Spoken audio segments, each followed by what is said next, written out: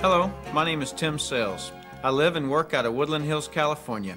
I'd like to first say that you're not going to see glitz here, so please don't expect it. I'm not an entertainer nor an actor.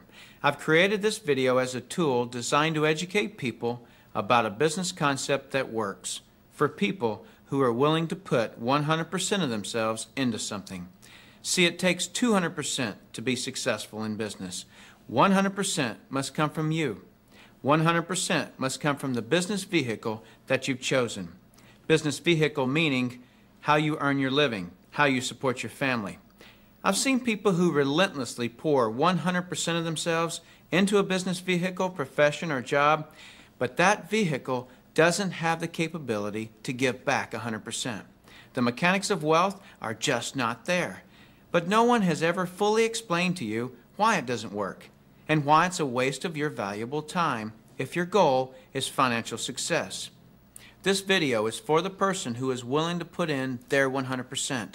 They're only lacking the right business vehicle, the explanation of why it's right, and the evidence that it does in fact work. Even though I say you must put in 100%, that doesn't mean that you have to work it full time. I didn't.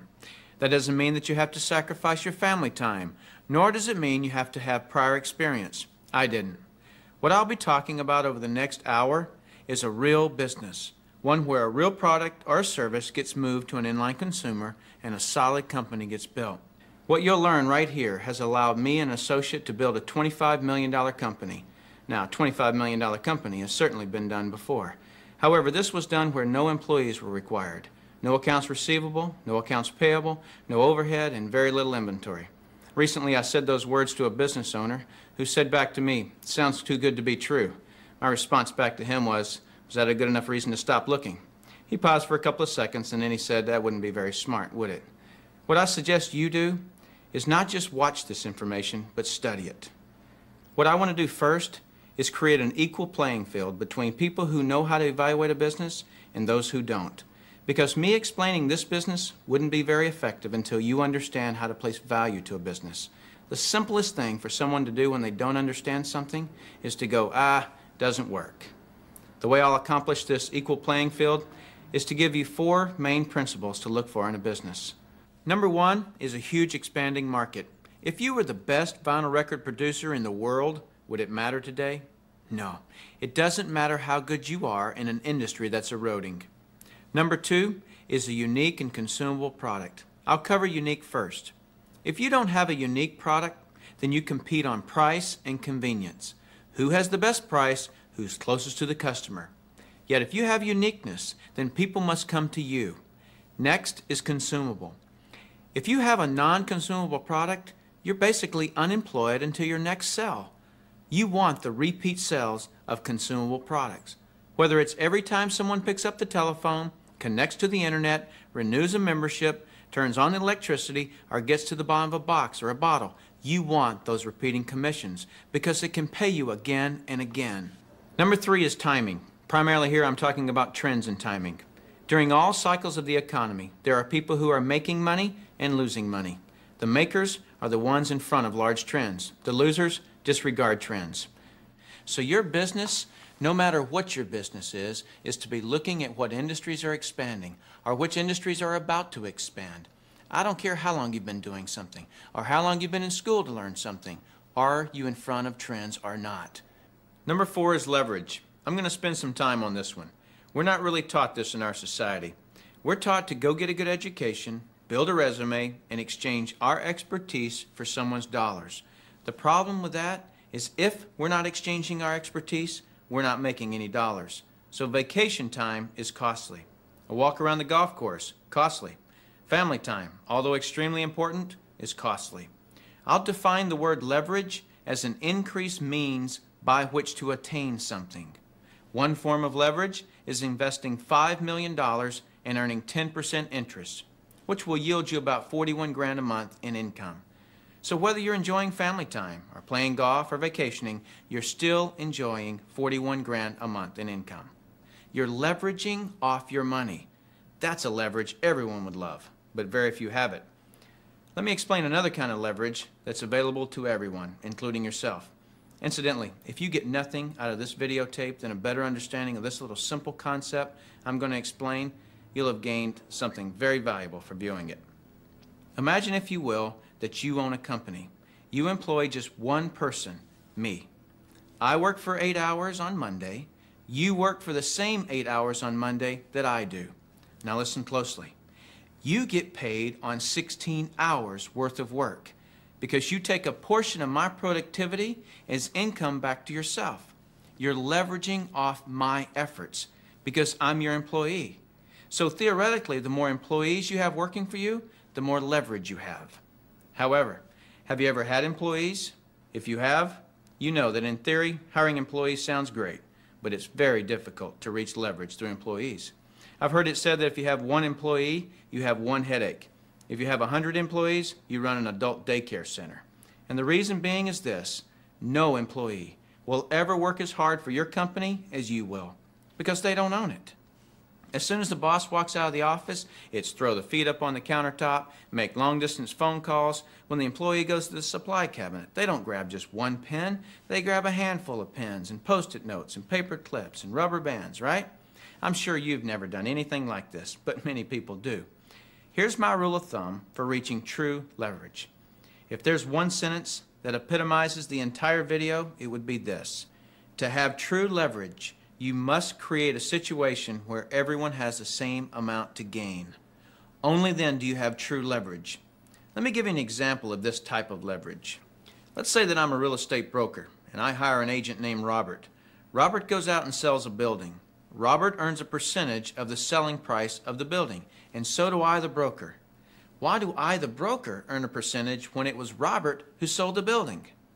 Well, I did some of the advertising. I trained Robert. I had the initiative to go get my broker's license in the first place. I put up the risk. I did a lot of things.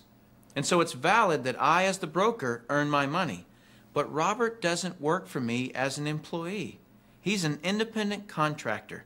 He just hangs his real estate license on my wall. My point here is the broker and the agents have the same amount to gain from the sale of the home.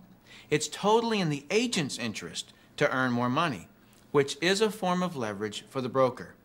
Now I'm going to continue with this broker-agent discussion because I'm not quite done. But I just wanted to stop for a second and let you know that that completes my 4 principles of evaluating a business. Let me recap them. Number 1 is a huge expanding market. Number 2 is a unique consumable product. Number 3 is timing. And number 4 is leverage. If you understood those 4 items, not only do you now know how to place value to a business, but you also have a better conceptual understanding of business than most people do. Let's continue this discussion concerning leverage because it's an extremely important one, as you'll see. There is a flaw in this leverage situation that I've shown you, and it's this. The broker can have multiple agents, but the agents cannot. The broker has leverage. The agents don't. Until the agents do what most brokers dread. What happens when I, the broker, have been real effective at teaching Robert to be a good agent? What's Robert going to want to do in a couple of years?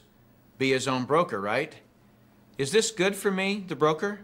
No, because as soon as he becomes a broker, 2 bad things happen to me. Number 1, he breaks away from me and I lose him as an income source. And 2, worse than that, he's now my competitor that I trained. He knows all my good stuff. By the way, this doesn't just happen in the real estate industry. It happens in practically every industry. Have you ever heard the expression, I'm just going to work there for experience? What does that mean? It means I'm going to strip them of their knowledge and then go do it myself. If you're a business owner, how many people have you trained who are no longer working for you? How many people have you trained to be your competitors? Well, this gets worse. Let's say that Robert is now a broker right down the street. What will he do now that he's a broker? He'll go out and hire his own agents. And let's say one of those agents is Linda. Linda also eventually wants to be a broker. So she becomes a competitor to me that I indirectly trained, as well as Robert, who I directly trained. And this continues on and on. I actually created a chain of competitors that I trained. What if we did a whole paradigm shift? Here's where this becomes brilliant. Let's say instead I'm going to empower Robert to become a broker. I want him to become a broker from day one. See, the only way that you or I can retain a leader is provide him or her with the same opportunity for growth that we have. Hence, an opportunity where everyone has the same amount to gain. So from day one, I'm going to encourage Robert to be a broker. And when he does, he doesn't break away from me and become my competitor. He shifts from agent to broker, which now allows him to sponsor his own agents.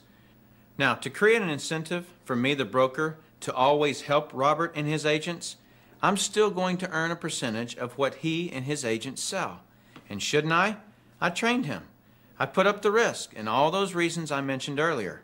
Now, the percentage I earn from Robert and his organization should be a lot smaller than when he was an agent, but I should still earn a percentage. That's my incentive to keep working with them. Now, some people look at this and say, gosh, isn't that one of those pyramids? And what's the perception of a pyramid?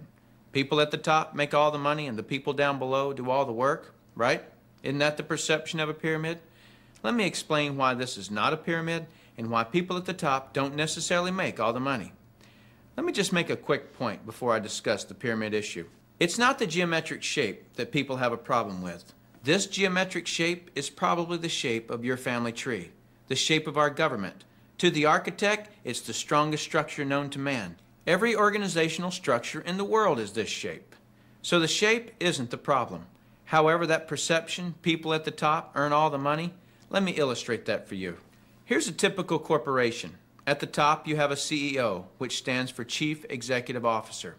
Does the president earn more money than the CEO? Not normally. How about below the president? Do any of the vice presidents earn more money than the president? No. Let me ask this question, and I want you to really think about it. What would happen if some of the vice presidents of a corporation made more money than the president? Really, what would happen? Talk about total confusion. This whole process is called delegation. Each level of the corporation earns less income. The reason the president can tell the vice president what to do is because they make more money. The reason a middle manager can tell the staff and employees what to do is because they make more money. So the corporate structure is people at the top making the majority of the money, and the people at the bottom do not. The CEO of any corporation earns off the productivity of, or is leveraged off of, everyone in his or her corporation. Whether that CEO personally hired every employee or someone else in the company hires them. So the CEO, and only the CEO, earns on multiple levels of his or her company.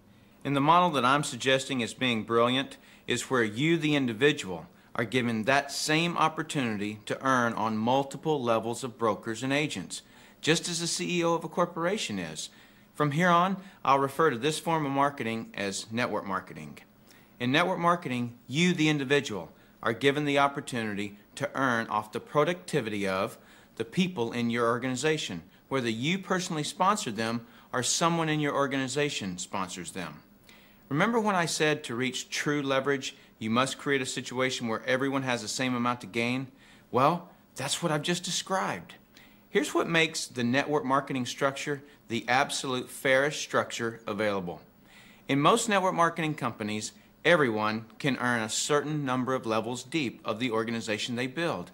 Everyone in the company can earn that same number of levels deep, like maybe 4 levels deep or 6 levels deep. Let's say we use 4 levels.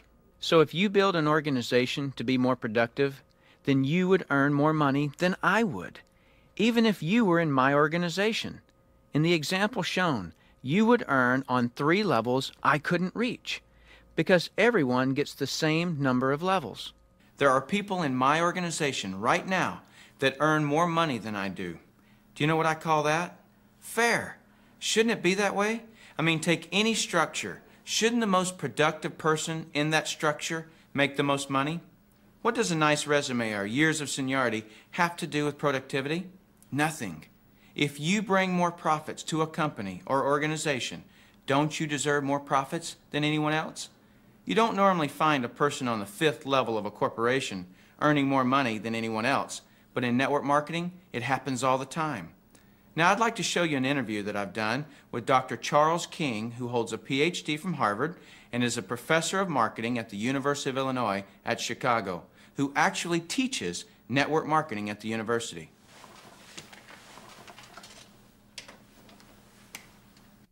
Dr. King, we're delighted to have you here. I'm pleased to be here, Tim. Dr. King, could you tell us a little of your education and your business background? Tim, I'm a professor of marketing at the University of Illinois at Chicago. I got my bachelor's and master's degrees from the University of Texas in Austin, spent a tour of duty with the Exxon Corporation, and then returned to get my doctorate in business administration from Harvard University. More important to this discussion, over the last 6 years, I've been involved in doing research, teaching, and consulting in network marketing. So coming from such a conservative school, and I know you a little bit and I know you to be very conservative, what caused you to look at network marketing to begin with? In 1990, we had a major economic recession in the United States. The Midwest and Chicago particularly were very badly hit. As a result, the interviewers stopped coming to campus. We were graduating hundreds of students a semester and they weren't getting jobs. Our alumni were coming back to us, losing their jobs, looking for help, and we had nothing to offer them. Now, I started looking, because of my background in business consulting, at alternative career paths. I went out and I looked at starting your own business, at home-based businesses. I looked at franchising. I looked at direct selling. And in the direct selling arena, I backed into network marketing. Now, I was very cynical, skeptical. Tim, I was negative about network marketing. They don't teach network marketing at the Harvard Business School, and I didn't know much about it. The end result was one of my students who was on the team asked me, "Why are you so negative about network marketing?" I looked at that young man and I said, "Son, I know enough to know I don't want to know any more." That student looked at me and he said, "Professor, if I gave you that answer to that question with no more information than you have, you would give me an F." I turned to him and I said, "Son, you're absolutely right. I have no basis for that conclusion. You just made an A." As a result, we went to the library, we went to meetings, and for the next 6 months, we did due diligence on the network marketing industry. I visited the top companies, I talked to network marketing leaders, I became an evangelist. In 1990-91, we started teaching network marketing in the marketing curriculum at the university. Wow. Was there any resistance from the dean of the school or the alumni? As it turned out, our dean at the time was a very entrepreneurial operator. He was looking for outreach programs that we could initiate. I had done my due diligence. We were getting good reviews in terms of student responses. So the dean said, "Maintain your professional profile and let's move forward with network marketing." What is your view of the industry of network marketing now, and where do you see it going in the future? Tim, the industry is coming of age. Today, we have computer and management information systems, which makes it possible for a network marketing company to organize a sales force so effectively that we can make a sale in Korea in Korean won, instantaneously convert that Korean won sale into US dollar sale, post that to a distributor's commission account in the United States, and pay that distributor in a week. Never before in the history of this industry has that been possible. So we have gone through a dramatic technological wave in the 1980s, the early 90s. I argue now we're moving into the wave of professionalism, and I emphasize professionalism at several levels. Number one, we are seeing more and more professionals, physicians, dentists, attorneys, CEOs, college professors, going into network marketing. Secondly, we're seeing a completely different attitude on the part of the press. The Wall Street Journal, Forbes, the Chicago Tribune, regional dailies around the United States are giving network marketing very positive press. On the other hand, the universities are accepting network marketing as a legitimate channel of distribution.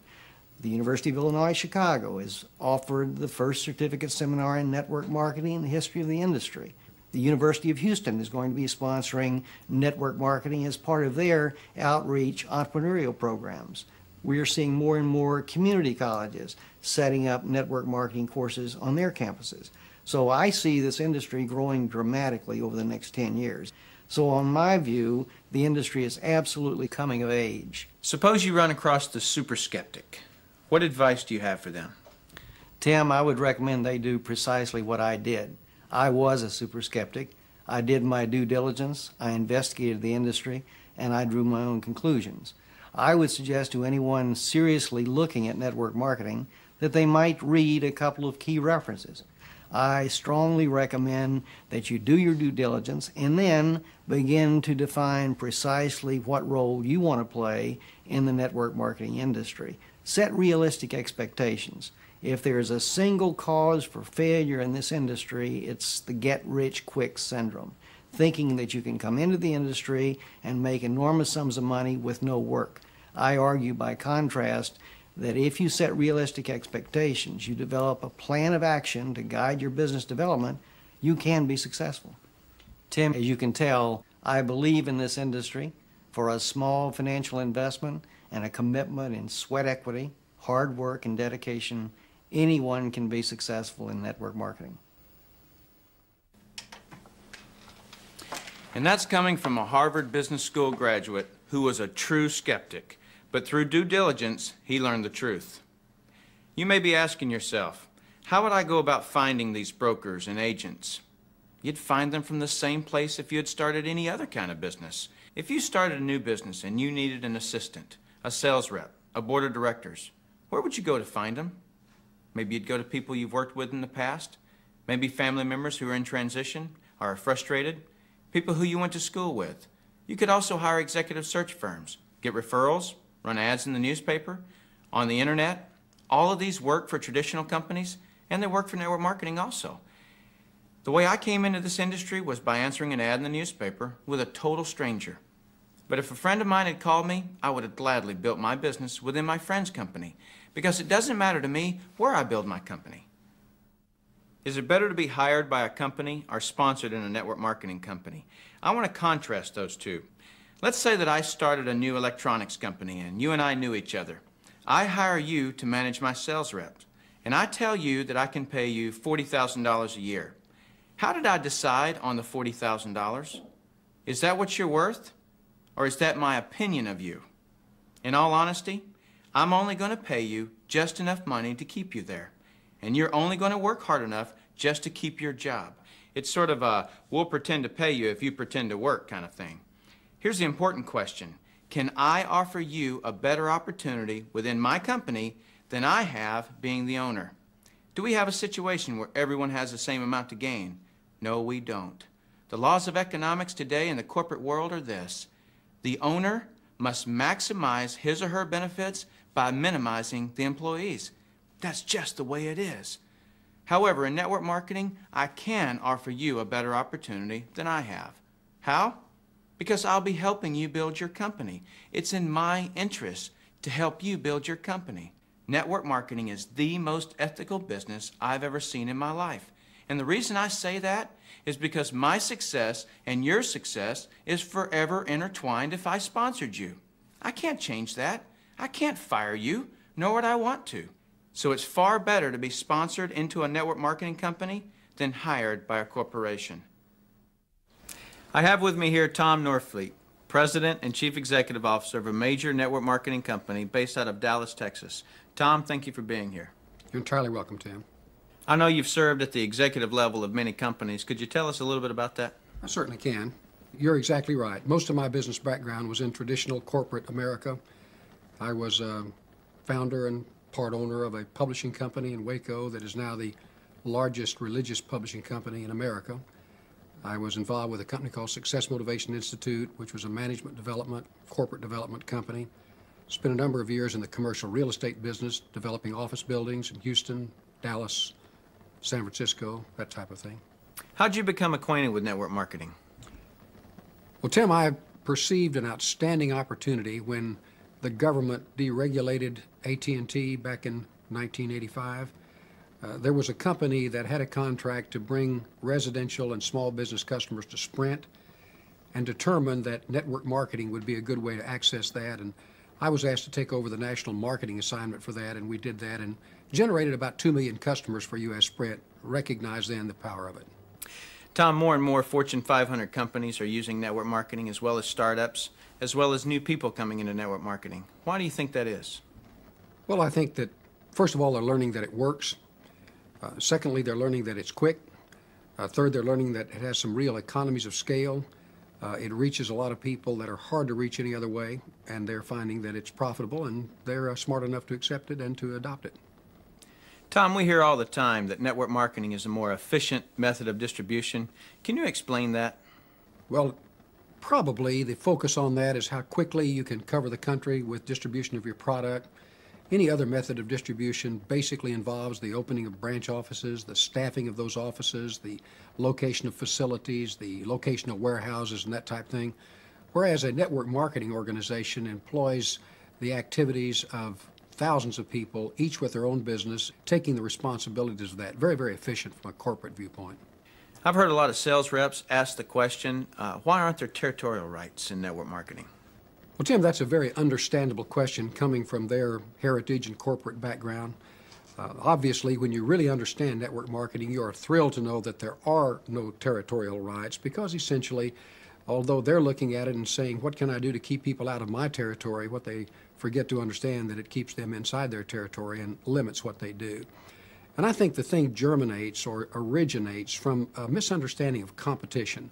In traditional business, you want a territory because you don't want any competition from your own company within that same territory. The wonderful thing about network marketing is the whole concept of competition is totally inverted and reversed.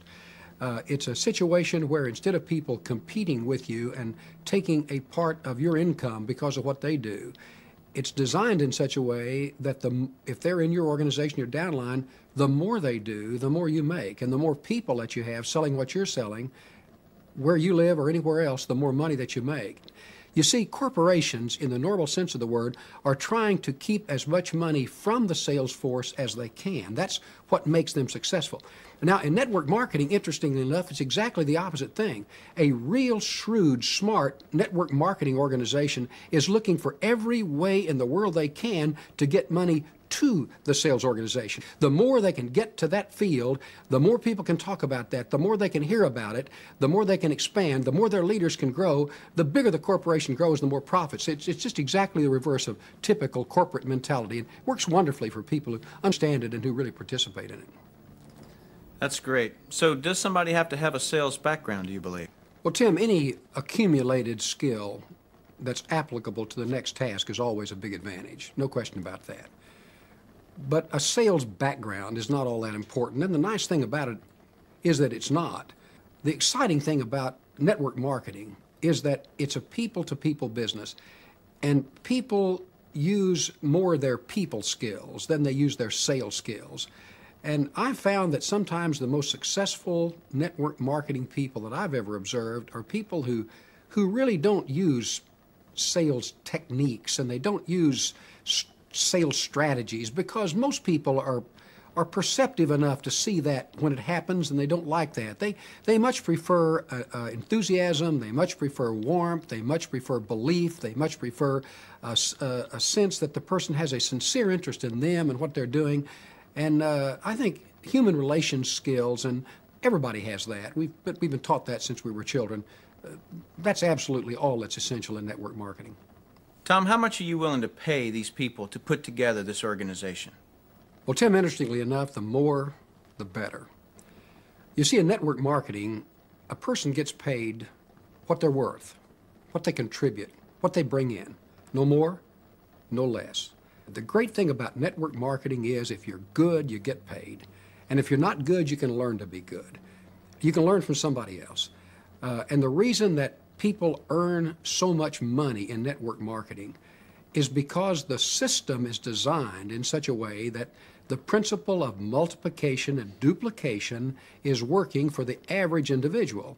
And so that compounding, that ever-widening multiplication and duplication of activity and talent with a compensation plan that's designed to pay upline on a lot of that is what generates these very, very large checks. So what's the largest check you've ever seen paid out?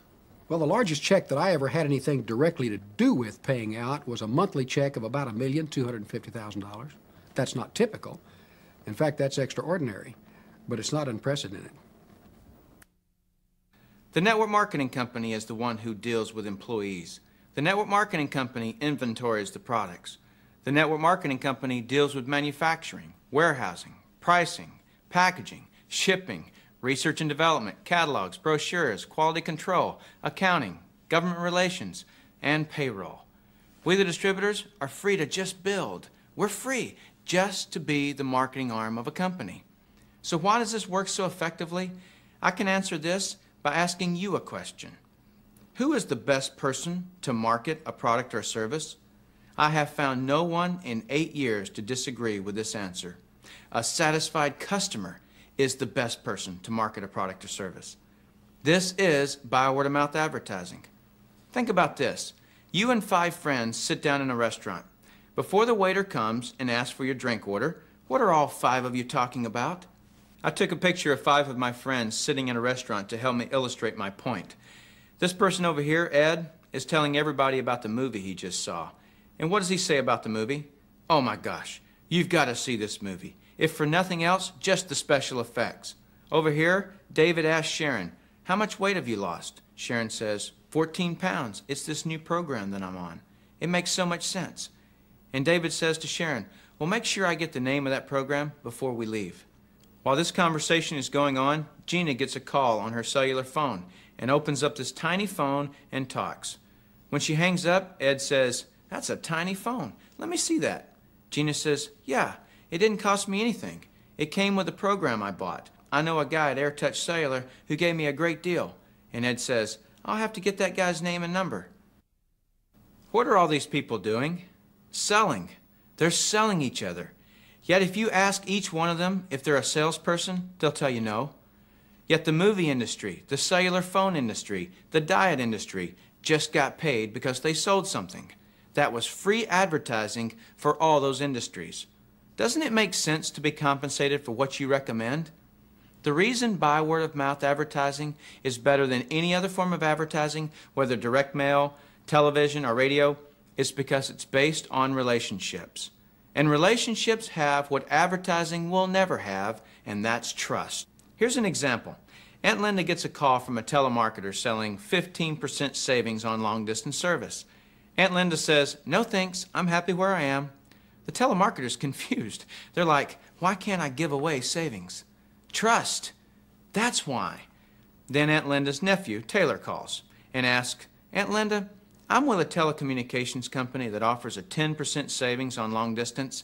And Aunt Linda, if you can find 10 people to connect their phones to this service, then you could pretty much have your entire phone bill paid for each month.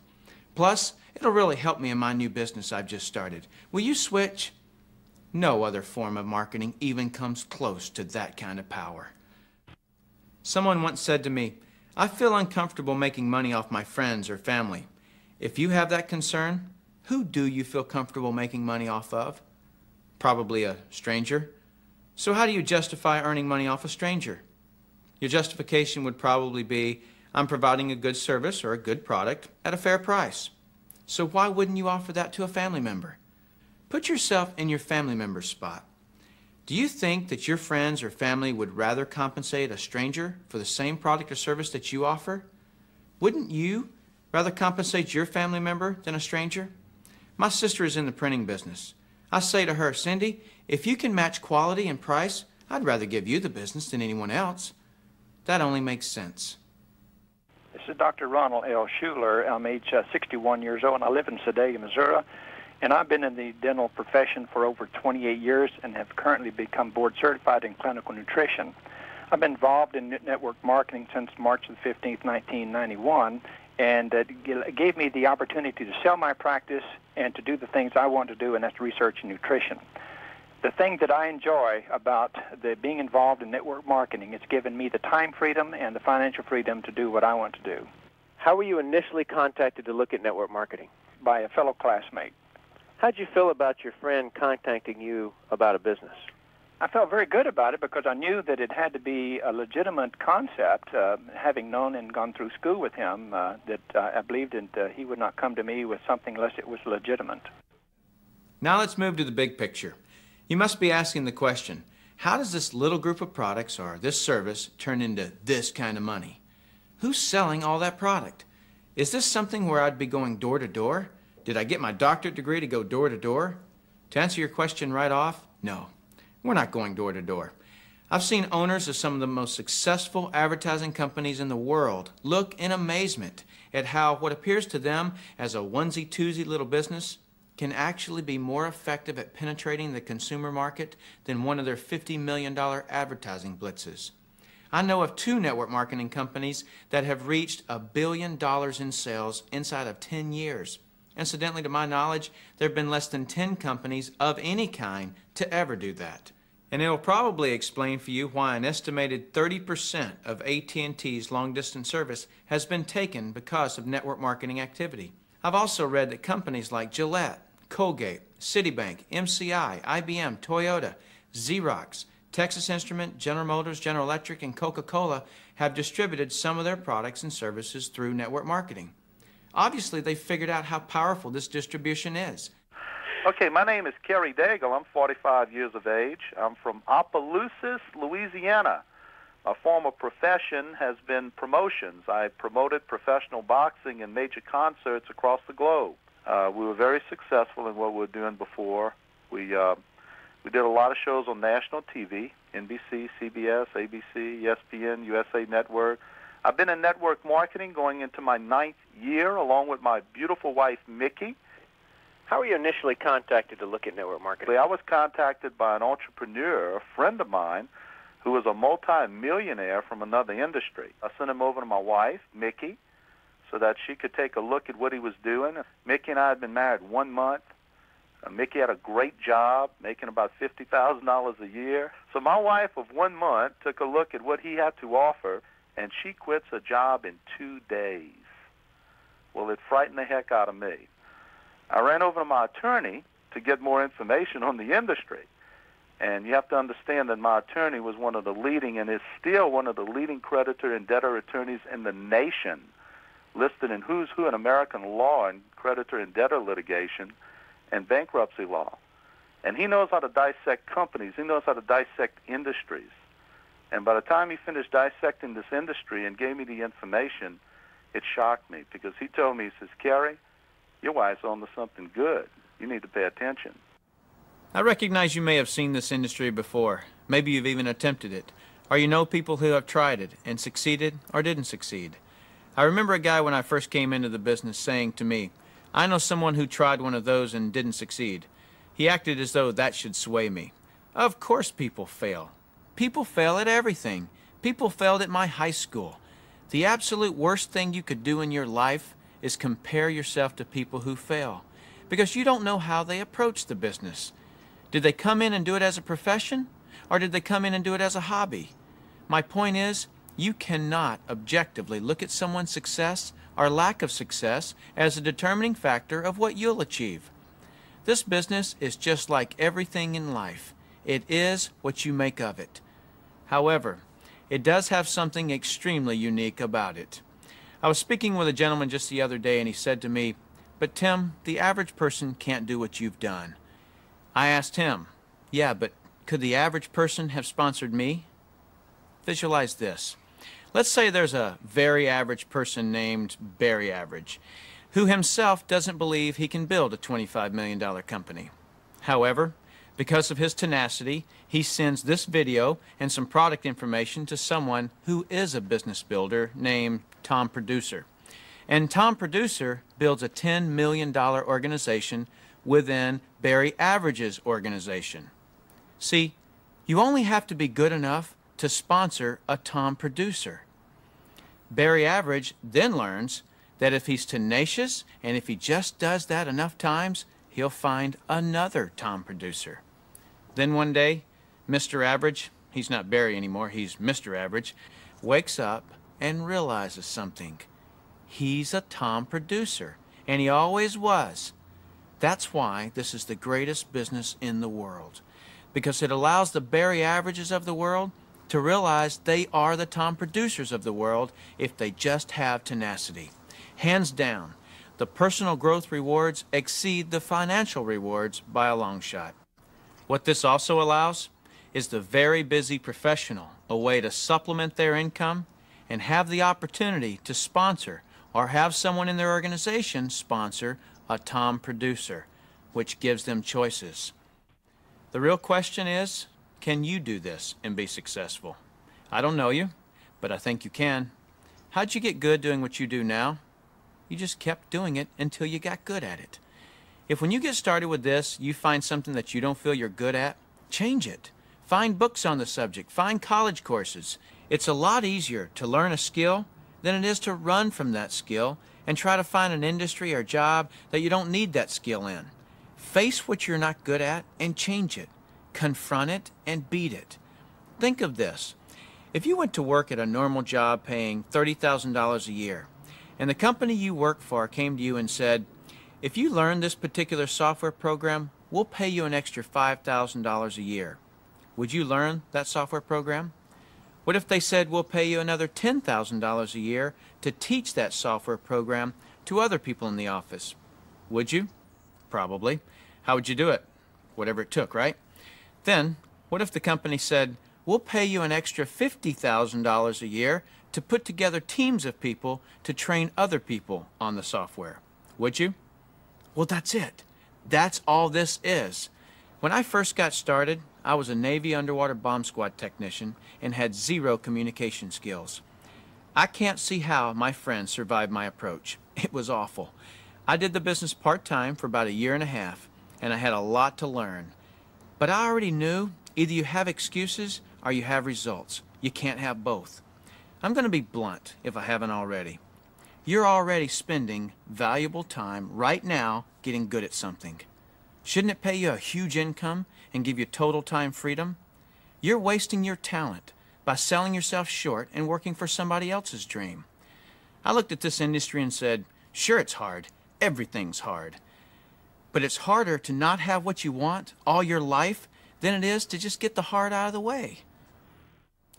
By the way, if you're the kind of person who needs everyone's approval before you can do something, you probably won't get it. How many truly wealthy people do you think got wealthy with everyone cheering them on? Better yet, anyone cheering them on? Probably none. In Napoleon Hill's classic book, Think and Grow Rich, his research revealed that fear of what others would think was one of the top reasons people didn't achieve financial success. In my own research, I've found that if you actually make a list of the people's opinions you're worried about, it's normally less than 5 people. Could you really allow 5 people to stop you from having what you want for the rest of your life? Plus, it's normally not even true friends, because if it were true friends, you wouldn't fear what they'd say or think, because a true friend would never discourage you from anything. They'd only encourage you. Believe me, I had my share of people who wanted to protect me, but I knew none of those protectors were going to pay for my child's education or my retirement or the things that I wanted out of life. One other thing, please don't base your perception or decision on outdated information. Just because you've seen this industry before or even tried it before doesn't mean it hasn't completely changed. I've met hundreds of people who had seen network marketing, even done network marketing 1, 3, even 20 years ago, who have rejoined a company and made a lot of money with it. Today, network marketing companies are making so many dollars available to distributors that it has now become a true profession. The reason so many people are coming into network marketing is because people want control of their life. They want a quality of life, and network marketing offers that. I hear people all the time complaining that they're too busy or don't have enough time. People act as though time owns them instead of them owning time. What do you mean, not enough time? That's the only fair component in the equation of life. See, not everyone starts with the same intellect. Not everyone starts with the same amount of money, but everyone has the same amount of time in a day. Have you ever noticed that there are people who, with 24 hours, earn $10,000 a year? And there are people in the same 24 hours who earn $10 million a year? Let me explain the difference. I've heard people say this phrase, "It's easier to just do it myself than try to get other people to do it." Whenever I hear that phrase, I know that person just nailed their feet to the floor. All they can do is expend their time, not invest their time. Here's a secret. Wealth is hidden from those who must do it all themselves. Wealth exposes itself to those patient enough to train others. When you understand the power of educating and empowering others so that you get more done, you're truly on your way to wealth. Now, With that understanding of the importance of training others so you get more done, look at network marketing and you'll see why I call it brilliant compensation. In network marketing, you're actually making yourself unimportant to the creation of your income. Because in network marketing, what you teach and train others to do is duplicate what you do, which is to find and train others. This is actually multiplying you because you're teaching them to sponsor and train other people. That's why I say, next to your spiritual growth and your family, there is nothing in the world you can do that will reward you better than investing your time in network marketing. Let me illustrate something to you that is so profound. What's the maximum number of hours you could work in a day? 24 hours, right? So if you didn't sleep all day, you could work 24 straight hours. What if you didn't sleep for a whole year? You could actually work 8,760 hours in 1 year. But that's the maximum number of hours you could work in a year. Now, I want you to remember back when I explained to you that I have 56,000 people in my organization worldwide. Well, let's suppose that all 56,000 people work just 1 hour out of a year. 56,000 people times 1 hour each equals 56,000 hours of work that I'm being paid on. Well, for most people to earn on 56,000 hours of work, they'd have to work for over 6 years, 24 hours a day without sleep to put in the same amount of hours that I could in 1 hour a year. Let me throw in something really ridiculous. Suppose all my 56,000 people worked 1 8-hour day in a year. 56,000 people times 8 hours is 448,000 hours I'm being paid on.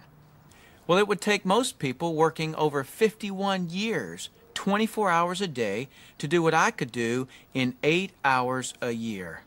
8 hours in 1 year versus 51 years working 24 hours a day? Doesn't seem fair, does it? It's definitely not fair. What's not fair is that you haven't understood this until today, and other people have. But now that you understand it, take responsibility for it. Don't go running and try to create reasons why you can't do this. You can do this. I don't say any of this to impress you. I don't need to impress you. This is an educational-only video. My purpose in creating this tool is to contribute back to that woodpile that so generously gave to me. I say all of this only to impress upon you that the difference between the wealthy and everyone else is leverage. You've got to understand that, and nothing gives you, the individual, leverage in such an ethical way like network marketing can. You want enthusiasm back in your life? I'll tell you how to get it. Send this video out enough times to find 5 motivated people. Teach them how you did that. Then when they fire their boss, you'll be surrounded by the most enthusiastic people in all the world because you had something to do with them getting their freedom back. Then your life will be sheer ecstasy because real happiness can only come from helping other people do great things. So go get a legal pad of paper, write down what you really want in life, then call the person who gave you this video. Tell them whether you're an A, B, or C. C is, see you later, no thanks. That's fine with us because your relationship with the person who gave this to you is more important to us than anything. Or you're a B. A B is I may be.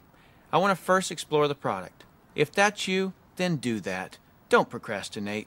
The #1 killer of financial success is procrastination. People just putting it off until tomorrow, and they've somehow convinced themselves that they'll actually do it tomorrow. You know what I'm talking about. As soon as I'm done with this project, then I'll have more time. Or as soon as little Jimmy gets back in school, then I can. And they never do. Don't let that be you. Get your product today. Or you're an A. And that means absolutely. No, you don't have all your questions answered, but you see enough to start and begin your training. Very well done to you in your ability to make decisions. If it's late at night and you've just watched this, don't be concerned that the person who gave this to you is sleeping right now. They'll be up. If they're not, wake them up. Tell them, hey, now that I understand this thing, I can't sleep. And if I can't sleep, you're not going to sleep. Believe me, they'll appreciate that call. So call that person and tell them whether you're an A, B, or C. That's it. Join us. You'll be glad you did. Now is the right time, the smart time. Thank you for taking the time to view this video. I hope it's been educational to you. What I really hope is that you'll put this information to good use. I look forward to working with you should our paths cross. I'm Tim Sales.